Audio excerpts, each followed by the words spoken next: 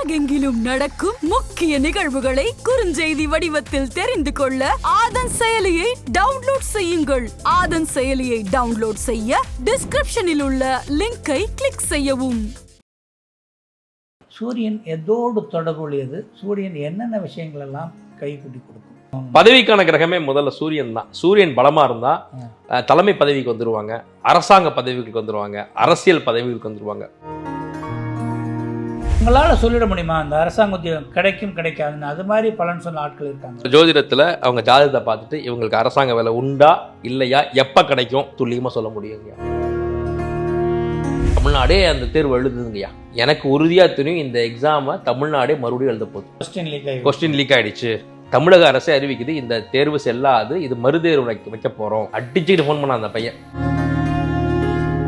நான் சொன்ன 2% 1% நடந்துருச்சு. இப்போ அடுத்து இதே தேர்வு நீ மறுபடியும் செகண்ட் டைம் பண்ணும்போது நீ கண்டிப்பா கவர்மெண்ட் ஆஃபீஸர்னு சொல்லிட்டேன். அப்போ அந்த பையனோட நேர்மை பாருங்க. அண்ணா ஏதோ நீங்க சொல்லிட்டீங்கன்றதுக்காக நான் படிக்காமலாம் இருக்க முடியாது, நான் இதை விட இன்னும் டபுள் ஸ்ட்ராங்கா படிக்க போறேன். அங்கதான் அவன் ஜெயிக்கிறான்.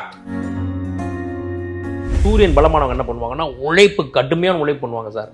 தலைமை பதவி வந்தே தீரணுன்ற வெறி, வேட்கை, ஒரு மாதிரி ஜெயிச்சு ஆகுன்ற வேட்கை இருக்கும் சார். அதான் சூரியன் பலமா இருக்கிறவங்க பண்றது. ஆதன் ஆன்மீகம் நேயர்கள் அனைவருக்கும் பணிவான வணக்கமும் மனம் நிறைந்த வாழ்த்துக்களும். ஆன்மீகத்தில் அனைத்தும் உங்களுக்கு இந்த ஆதன் ஆன்மீகம் வழங்கி கொண்டிருக்கிறது. வேணுங்கிற அளவுக்கு இல்லை, போதுங்கிற அளவுக்கு நிகழ்ச்சிகள் உங்களுக்கு வந்து கொண்டிருக்கிறது. ஜோதிடம் அப்படிங்கிற ஒரு விஷயத்தை எடுத்துக்கிட்டோம்னா அதில் நிறைய விஷயங்கள் இருக்குது. ஒவ்வொருத்தர் ஒவ்வொரு முறையை கையாளுவாங்க. ஒருத்தருக்கு ஒரு சில விஷயங்கள் இவர்கிட்ட திருமண பொருத்தம், வேலை சார்ந்துன்னா அப்படிங்கிற விஷயங்கள்லாம் தாங்க. ஆனால் ஒட்டுமொத்த விஷயங்களும் தன்னுள்ளே வச்சிருக்கிற ஒரு சில பேர் தான் நமக்கு இங்கே இருந்துகிட்டு இருக்கிறாங்க. அந்த வகையில் இன்றைக்கும் தமக்கான அனுபவங்களை தம்மோடு பகிர்ந்து கொள்ள காத்திருக்கிறார் அதிர்ஷ்ட ஜோதிடர் அகில் சித்தார்த். அவரை பற்றி ஏற்கனவே நம்ம ஒரு எபிசோடில் பேசியிருக்கோம். வியத்தகு பல விஷயங்களை சொன்னாங்க. அவங்களோட விஷயங்கள் சொல்லப்போ நமக்கு ஆச்சரியமாக இருந்தது. இன்றைக்கும் என்ன அதிசயங்கள் காத்திருக்கு, வாங்க பார்க்கலாம். ஐயா வணக்கம். வணக்கம். போன வார நிகழ்ச்சி நிறைய பேரை புரட்டி போட்டிருக்குன்னே சொல்லலாம். ரொம்ப மகிழ்ச்சிங்க.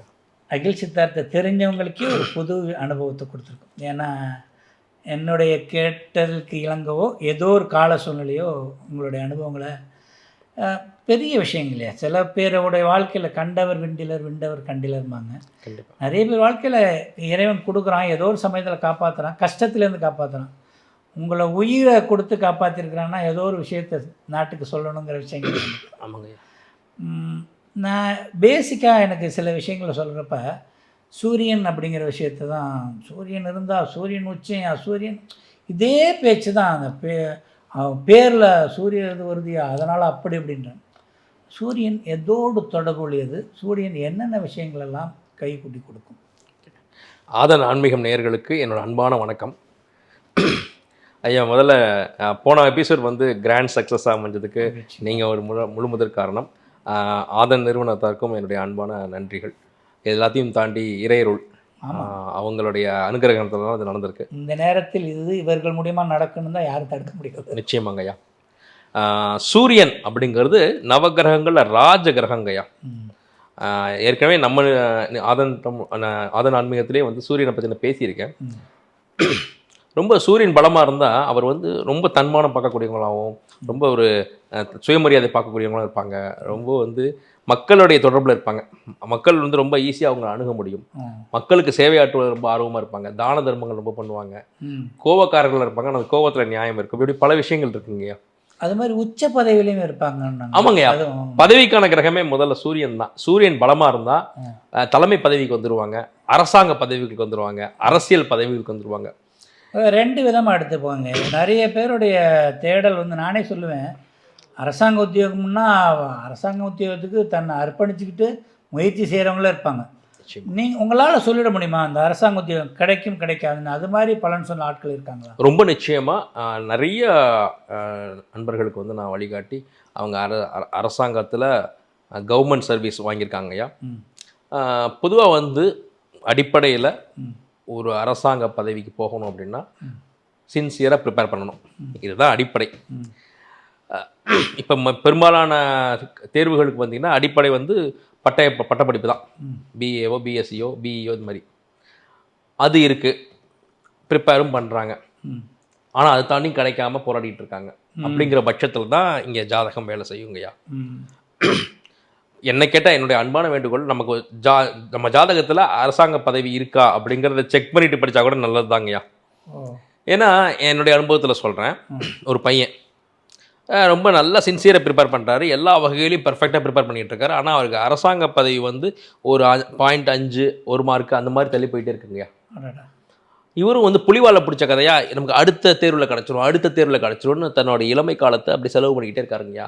பொதுவாக நம்ம தமிழ்நாட்டில் பார்த்தீங்கன்னா, இல்லை இந்திய நாட்டிலே பார்த்தீங்கன்னா, ஒரு தேர்வுங்கிறது 1 வருட காலம், 1.5 வருட காலம், திரும்ப அடுத்த சைக்கிள் வர்றதுக்கு 1.5 வருஷம் கழிச்சு தான் நீங்கள் அதில் ஜெயிச்சிருக்கீங்களா தோத்துருக்கீங்களானே தெரியும். அது வரைக்கும் நீங்கள் ப்ரிப்பேர் பண்ணி நமக்கு பதவி வந்துடும், நம்ம வந்து வேலை கிடச்சிடும் காத்துட்டு இருப்போம். அந்த அளவுக்கு இது வந்து ஒரு புலிவாலை பிடிச்ச கதை தான். ஜெயிச்சா ஜெயிப்பீங்க, இல்லைன்னா பெரிய அளவில் பாதிப்பு அனுபவிப்பீங்க. வயசை தொலைச்சிருவாங்க, இளமையாக வயசை தொலைச்சிருவாங்க. உங்க கூட படித்தவங்கள அடுத்த லெவல் போயிடுவாங்க. வாழ்க்கை இன்ஃபீரியாரிட்டி காம்ப்ளெக்ஸ் வந்துடும், தனக்கு எதுவுமே தெரியலையோங்கிற உணர்வுலாம் வந்துடும். ஜெயிச்சா நீங்கள் அடுத்த லெவல், தோத்தா அப்போது இதை தெரிஞ்சுக்கிட்டு நீங்கள் முயற்சி பண்ண நல்லது தானே. அப்போது சொல்லுவாங்க நாடோடி மன்னன்பாங்க. ஆமாம், ஜெயிச்சா மன்னன், இல்லைன்னா நாடோடி. அதுக்காக வந்து நம்ம இந்த அரசு தேர்வுகளுக்கு ப்ரிப்பேர் பண்ணிட்டு இருக்க எல்லாரோடைய நிலையும் நாடோடி மன்னன் தான். ஜெயிச்சா மன்னன், இல்லைன்னா நாடோடி தான். அப்போ அப்படி ஒரு கைத்து மேலே நடக்கக்கூடிய ஒரு விஷயம் இருக்கும்போது, ஜோதிடத்தில் அவங்க ஜாதகத்தை பார்த்துட்டு இவங்களுக்கு அரசாங்க வேலை உண்டா இல்லையா, எப்போ கிடைக்கும், எந்த வருஷத்தில் கிடைக்கும்ன்றது துல்லியமாக சொல்ல முடியுங்க. அந்த பையனுக்கு என்ன அனலைஸ் பண்ணீங்களா ஐயா? சூரிய ஹோரைன்னு ஒன்று இருக்குங்கய்யா. அந்த டயத்தில் பார்த்தீங்கன்னா நம்மளை நோக்கி வர்றதோ, இல்லை நீங்கள் சும்மா டிவி போட்டு பார்த்தீங்கன்னாலோ அரசியலை பற்றி தான் ஒன்று போடுவாங்க. ஒவ்வொரு ஹோரைக்கும் ஒரு ஒரு தன்மை இருக்குங்கய்யா. இல்லை ஆருடத்துக்கும் ஒரு தன்மை இருக்குது. அந்த டயத்தில் அது அந்த காரகத்துவம் சம்மந்தப்பட்ட விஷயங்கள் தான் நம்மை சுற்றி இருக்கும், நம்ம பார்க்குற விஷயங்கள் இருக்குங்கய்யா. பொதுவாக சூரிய ஹோரையில் பார்த்தீங்கன்னா வரக்கூடிய கிளைண்ட்ஸ் பார்த்தீங்கன்னா அவரே ஒரு விஐபியாக இருப்பார், இல்லை ஒரு பெரிய குடும்பத்து ஆளாக இருப்பார், இல்லை எனக்கு அரசியலில் பதவி வேணும், இல்லை அரசாங்கத்தில் எனக்கு டெண்டர் வேணும், இந்த மாதிரி சம்மந்தப்பட்ட எனக்கு ப்ரொமோஷன் வேணும், பதவி வேணும், இப்படிலாம் வருவாங்கய்யா. அரசாங்க சம்மந்தமாக இருக்கும். அப்படி ஒரு காலகட்டத்தில் ஒரு சூரிய ஹோரையில் ஒரு வேலை இல்லாத பட்டதாரி பையன் எனக்கு கால் பண்ணுறார், பேசுகிறார். அண்ணா உங்களை ஃபேஸ்புக்கில் பார்த்தேன். என்னப்பா அவர் கேட்குறதுக்கு முன்னாடி, என்னப்பா கவர்மெண்ட் எக்ஸாம் எழுதிட்டு இருந்தியா, அந்த கவர்மெண்ட் எக்ஸாம் பாஸ் பண்ண முடியுமான்னு கேட்குறேன்னா, என்னண்ணா சொல்லுப்பா அப்படின்னு. ஆமாண்ணா, நானும் வந்து சின்சியராக ப்ரிப்பேர் பண்ண, உண்மையிலே அந்த பையன் சின்சியராக ப்ரிப்பேர் பண்ண பையன். அவருக்கு என்ன ஆதங்கன்னா, இவ்வளோ கடுமையாக உழைச்சும் நமக்கு ஏன் கிடைக்கல. ஆனால் கேப்பபிலிட்டியான பையன் தான், அவ்வளோ உழைப்பு போடுறது. ஆமாம், அதெல்லாம் தெரிஞ்சிருங்கய்யா. வந்திருக்க பையன் உண்மையிலே உழைப்பாளியா, இல்லை சும்மா டைம் பாஸுக்கு எழுதிட்டு அரசாங்கத்தை கூட சொல்கிற பையனா அப்படின்னு தெரிஞ்சிடும். இவன் சின்சியராக உழைக்கிறான், அவனுக்கு அரசின் மீது எந்த விமர்சனமும் கிடையாது, அவனுக்கு எல்லாமே தெரியுது, எங்க தப்பு பண்ணிருக்கோன்றது தெரியுது, ஏன் இந்த தப்பு நடந்துச்சுன்றது அனலைஸ் பண்ணி ஒரு மாதிரி சின்சியரான ஃபெல்லோ. அவனுடைய அனுமானமும் ஜோதிடம்லாம் நம்ம உழைப்புக்கு தான் எல்லாமே, ஜோதிடம் தேவையில்லைன்ற மனநிலையில தான் இருந்த பையன். யாரோ ஒருத்தங்க அனுபவத்தை எழுதியிருக்காங்க, அதை பார்த்து அனுபவத்தை எழுதிட்டு சரி பார்ப்போமே அப்படி சொல்லிட்டு வந்த பையன் தான். அப்போ ஒரு குறிப்பிட்ட வருடம், இது பல வருடங்களுக்கு முன்னாடி, அரசு தேர்வு எழுதுறவங்களுக்கு இந்த சம்பவம் தெரியும். ஒரு குரூப் 2 எக்ஸாம், அந்த பையன் வந்தது சூரிய ஹோரையில், ஆனால் புதன் ஆருடத்தில். ஒருத்தவங்க வராங்கன்னா ஒரு விஷயத்தை 2 தடவை பண்ண போகிறான்னு அர்த்தம். அவன் சூரிய ஹோரையில் வரான்றப்போ அவன் வந்து அரசாங்க தொடர்பான அரசு வேலையை கேட்டான் அந்த பையன். குரூப் 2 புதன் ஆருடத்தில் எந்த ஒரு விஷயத்தை செஞ்சாலும் 2 தடவை செய்கிற மாதிரி அமைஞ்சிடும். நீங்கள் சும்மா ஒரு செக் எழுதுனா கூட அதை அடிச்சுட்டு இன்னொரு தடவை எழுதுற மாதிரி ஆகிடும். ஃபோன் பண்ணிங்கன்னா அது 2 தடவை பண்ணுற மாதிரி ஆகிடும். இன்னும் கூட சொல்கிறேன், அந்த பையன் முதல்ல ஃபோன் பண்ணும்போது நான் எடுக்க முடியல, அடுத்த தடவை அவனே ஃபோன் பண்ணான், அங்கேயே 2 ஆகிடுச்சா. சரி, இவன் பண்ண போகிற வேலையை 2 தடவை பண்ண போகிறான்னு அங்கேயே முடிவாயிடுச்சு. அண்ணா இப்போ குரூப் 2 எக்ஸாம் எழுத போகிறேன்னா நான் பாஸ் பண்ணணும்னா மட்டும் சொல்லுங்கள், இதுதான் என்னுடைய கடைசி அட்டம்ப்ட்டு, என் வயசு இருக்குது, ஆனால் இதுக்கு மேலே எனக்கு போராட தெம்பு இல்லை, இந்த எக்ஸாமில் பாஸ் பண்ணுவோன்னா மாட்டினா, இதை மட்டும் சொல்லுங்கள் அப்படின்றது. சரி ரைட் வாங்கப்பான்னு சொல்லிட்டு ஜாதகத்தை பார்க்கும்போது, இந்த எக்ஸாமை நீ இன்னொரு தடவை எழுதுவேன் அப்படின்ற. எழுத போகிற எக்ஸாமு இப்போ நீ எழுத போகிற எக்ஸாமை 2 தடவை எழுதுவப்பா. அதிலே குரூப் 2ன்னு 2 இருக்குது, குரூப் 1 இருக்குது, குரூப் 4 இருக்குது, விஓ இருக்குது. ஆனால் ஏன் அந்த பையன் குரூப் 2 பற்றி புதன் ஆட்டத்தை கேட்குறேன்னா, அது 2 தடவை எழுதுவப்பா. நான் உங்களுக்கு தெரியுமோ தெரியாதோ, இந்த எக்ஸாம்ஸ்லாம் வந்து சிங்கிள் எக்ஸாம்னா இப்போ அது 2-3 லெவல் இருக்குது. அப்போ அவன் கேட்டபோது அது ஒரு லெவல் எக்ஸாம் தான். இது ஒரு லெவல் எக்ஸாம் தான். ரெண்டாவது 2 தடவைலாம் வைக்க மாட்டாங்கண்ணா. இந்த ரிசல்ட் பார்த்திங்க 1.5 வருஷம் ஆகும்ண்ணா. எனக்கு தெரியாமல் சொல்கிறீங்கண்ணா. எனக்கு தெரியுங்கண்ணா. இந்த எக்ஸாம் மறுபடியும் எழுதுவேன். அந்த மறுபடியும் 2வது தடவை எழுதும்போது நீ கண்டிப்பாக பாஸ் பண்ணுவேன், நீ அரசு அதிகாரி தான், நீ கண்டிப்பாக அரசாங்க பதவி வாங்குவே அப்படின்னு சொல்லிட்டேன். இப்போ அவனுக்கு வந்து இவன் சொல்கிறத நம்பலாமா வேணாமான்ற ஒரு டவுட் வந்துருச்சு. ஐயா இந்த எக்ஸாம்லாம் 2 தடவை நடத்த மாட்டாங்க. இந்த எக்ஸாம் ஒரு தடவை நடத்துறதே பெரிய ப்ராசஸ், 1.5 வருஷ ப்ராசஸ். இது 2 தடவை எழுத மாட்டாங்கன்னு அழுதி சொல்கிறார். சரிப்பா அதை விட்டுரு, ஆனால் நீ எக்ஸாம் பாஸ் பண்ணிவிடுவ, கவர்மெண்ட் வேலை கிடச்சிரும். நீ வந்து அடுத்த வருஷத்தில் நீ வந்து ஒரு அரசு அதிகாரி ஆகிட்டேன்னா எனக்கு மஞ்சள் நிற லெட்டு வாங்கிட்டு வா, எனக்கு பிடிக்கும் அப்படின்றேன். சரிண்ணா அப்படின்ட்டு ஃபோனை வச்சுட்டான். அந்த கம்மிங் சண்டே என்கிட்ட வந்து புதன்கிழமை தான் பேசுகிறார். அதுலேயும் புதன் வந்துருச்சு பாருங்க. வியாழன் போச்சு, வெள்ளி போச்சு, சனி போச்சு, ஞாயிற்றுக்கிழமை தமிழ்நாடே அந்த தேர்வு எழுதுதுங்கய்யா. நம்ம பையன் ஒரு பையன் ஃபோன் பண்ணி பேசினாரே புதன்கிழமை, அவரும் எழுதுவார் போலன்னு நினச்சிக்கிட்டேன். சரி ரைட்டு. 1 மணிக்கு அந்த எக்ஸாம் முடியும். எனக்கு உறுதியாக தெரியும் இந்த எக்ஸாமை தமிழ்நாடே மறுபடியும் எழுத போகுது. ஏன்னா அவன் மறுபடியும் எழுத போகிறான்ல, அப்போ இவன் கூட எழுதுன எல்லாரும் மறுபடியும் எழுதி ஆகணும்ல. இதானுங்க யார் நீதி. சரி ஓகே. அந்த பையன் எனக்கு எதுவும் கால் பண்ணவே இல்லை.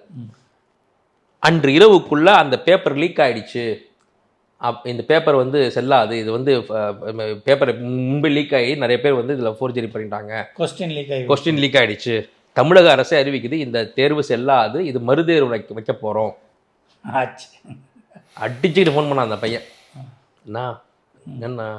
என்னப்பா நான் மறுதேர்வுண்ணா அடுத்த மாதம்தான். நீ தானே பாடம் எடுத்த எனக்கு இந்த தேர்வில் ஒரு தடவை தான் நடக்குன்னு.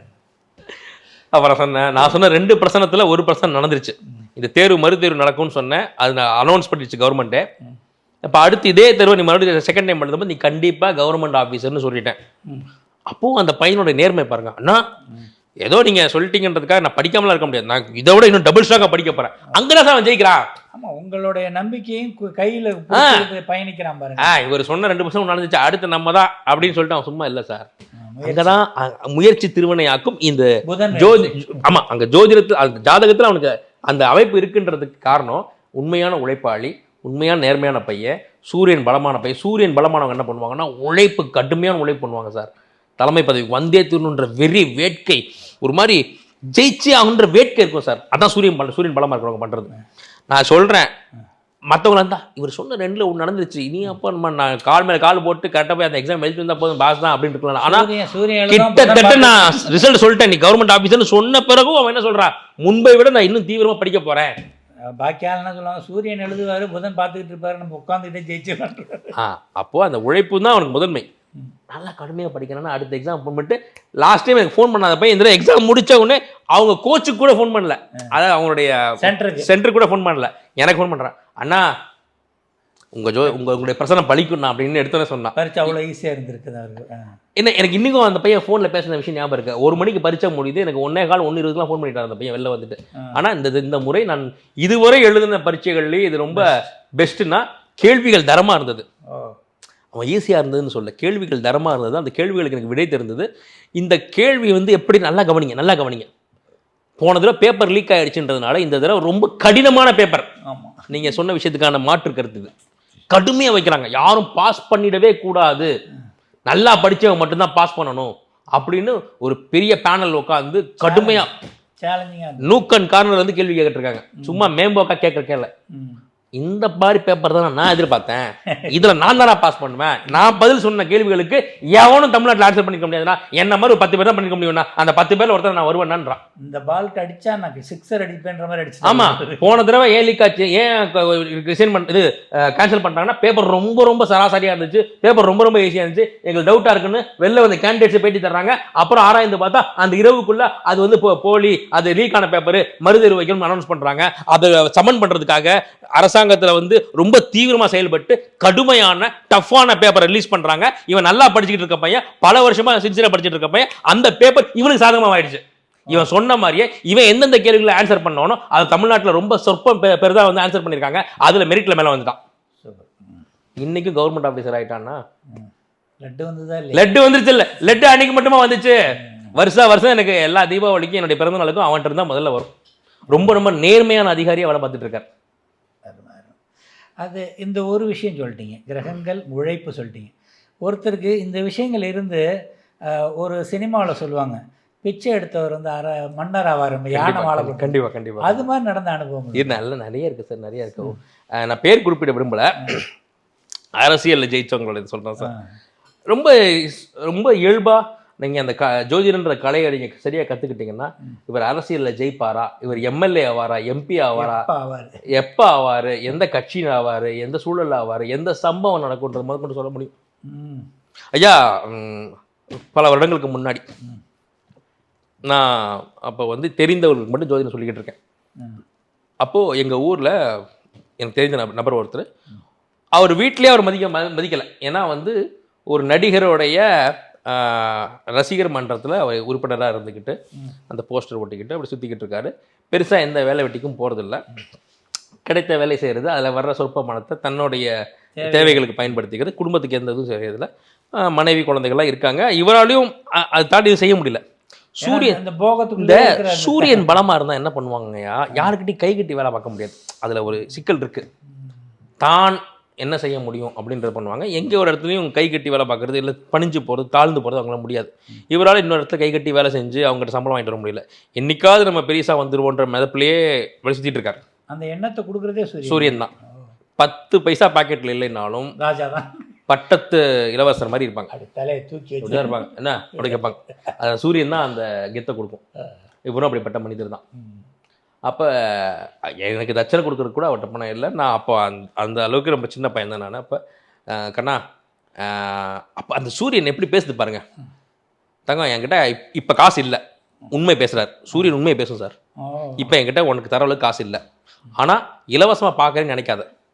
நீ ஒன்று சொல்லு, அதை நான் செய்கிறேன். நான் ஜெயிச்சுட்டு பணம் சம்பாரிச்சுட்டு இப்போ நீ எனக்கு பார்த்த பிரசனத்துக்கான தட்சணையை, பெரிய தட்சணையாக நான் உனக்கு தர்றேன். ஒரு குழந்தைக்கு சாக்லேட் தர மாதிரி சொல்கிறாரு எனக்கு. ஏன்னா அப்போ அவர் வயது அவ்வளோ பெரிய வயது, நான் அவருக்கு சின்ன பையன். ஆனால் அவர் பார்த்துக்கிட்டே இருந்திருக்கு, இவர் சொல்கிறது ஊருக்குள்ளே எல்லாமே பலிக்குது அப்படின்னு. ஏன்னா அந்த சூரியன் என்ன பண்ணும், சாதாரண ஆள்கிட்ட போய் இப்படிலாம் நிற்காது, வாட்ச் பண்ணிகிட்டே இருக்கும். உண்மையிலே விஷயம் தெரிஞ்சவட்ட மட்டும் தான் போய் வந்து தனக்கு பற்றி கேட்கும். அப்போ தெரிஞ்சிச்சு அவருக்கு, இவன்கிட்ட ஏதோ இருக்கு. ஆமாம், அப்படி போயிட்டு உட்காந்துட்டு இன்றைக்கும் அந்த டீ கடையில், நாங்கள் சும்மா டீ கடையில் பெஞ்சில், எங்கள் ஊர் பக்கம் பெஞ்சு போட்டிருப்பாங்க, அப்படி உட்காந்து பார்க்கும்போது நான் அவர் பார்த்து அவர் நோட்டோடு வந்துட்டார். இன்றைக்கும் அந்த சம்பவம் எனக்கு அப்படியே பசுமையாக ஞாபகம் இருக்குது. இப்படி பார்த்துட்டு, அண்ணா நீங்கள் அரசியலுக்கு வருவீங்கண்ணே அப்படின்றேன். அண்ணா நீங்கள் எம்எல்ஏ ஆக போகிறீங்கண்ணே அப்படின்றேன். இப்போ நம்ம குடிக்கிற டீ, அதுக்கே நீ தான் காசு கொடுக்க போகிற, என்கிட்ட காசு இல்லை. ஒரு சின்ன பையன்கிட்ட டீ வாங்கி குடிக்கிறமே நான் இருக்கேன். நீ வந்து வார்டு கவுன்சிலர் ஆகுன்னு சொன்னா கூட எனக்கு அது பெரிய விஷயம், நான் ஆக முடியாது, பண்ண சொல்லுவேன். நீ என்னன்னா, நான் இந்த ஊருக்கு நான் எம்எல்ஏ ஆவேன்னு சொல்றியப்பா, கொஞ்சமாவது நியாயமா அப்படின்னு கேட்குறேன். அண்ணா உங்கள் பேரே சூரியனோட பேர், சூரியனுக்கு சில பேர்கள் இருக்குது, அந்த ஒரு பேர் அவரோட பேர். அவர் ஜாதகத்தில் லக்னத்திலே சூரியன் பலமான இடத்துல இருக்குது.